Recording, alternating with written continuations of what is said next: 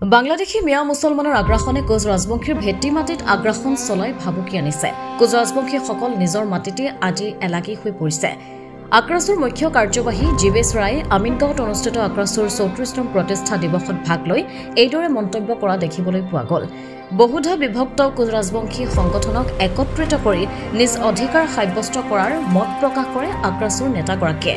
আক্ৰাছুৰ কেন্দ্ৰীয় সভাপতি ক্ষিতীশ বৰ্মনে আমিনগাঁৱক চিলাৰাই উদ্যানত পতাকা উত্তোলন কৰি স্মৃতি তৰ্পণ কৰে।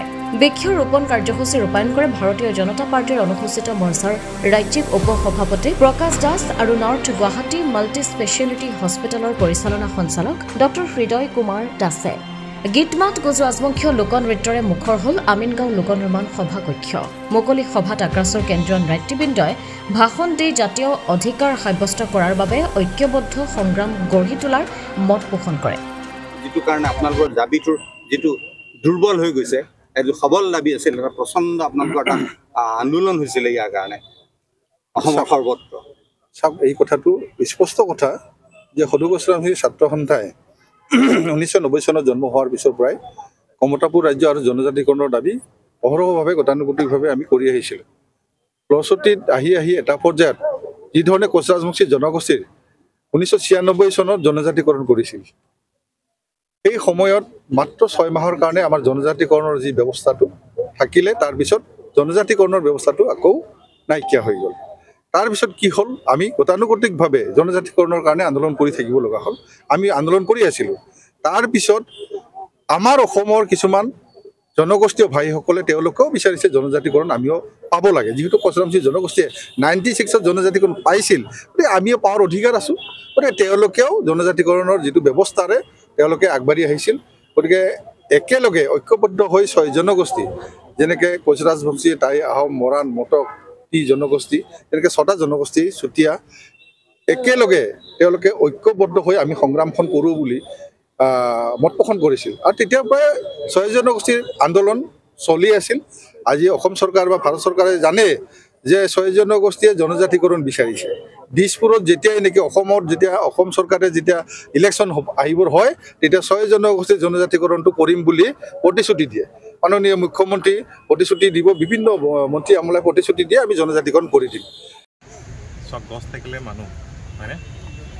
আমি ইতিমধ্যে গম পাইছোঁ গোটেই ভাৰত চৰকাৰে অভিনৱ ব্যৱস্থা লৈছে এইবাৰ অমৃত বৃক্ষৰোপণ, আৰু তাৰ লগতে সংগতি ৰাখি এইটো যেতিয়াকৈ বৃক্ষৰোপণ কৰা এটা মাহ, এইটো মাহত আমি বন মহোৎসৱো পালন কৰোঁ। জুলাই আমি জুলাইত পাতিছোঁ প্ৰথম সপ্তাহটো। আৰু গছ থাকিলেহে জীৱ থাকিব। এই পৰিৱেশ বচাই ৰাখিব লাগিলে আমি ইতিমধ্যে দেখিছোঁ যে গছ নথকাৰ ফলত বা গছ ধ্বংস কৰাৰ ফলত কি হৈছে। আৰু এতিয়া আমি জাতিটো বা আমি মানৱ জাতি সদায় শ্ৰেষ্ঠ জাতি বুলি ভাবোঁ। এই জাতিটোৱে এইটো বুজিব লাগিব যে আমি কি কৰাৰ আমাৰ প্ৰয়োজন, সময় সাপেক্ষে আমি কি কৰিব লাগে, তাৰে এটা বৃক্ষৰোপণ এটা কাৰ্যসূচী যে আক্ৰাছুৱে লৈছে। মই তাক তেখেতক শলাগ যাচিছোঁ।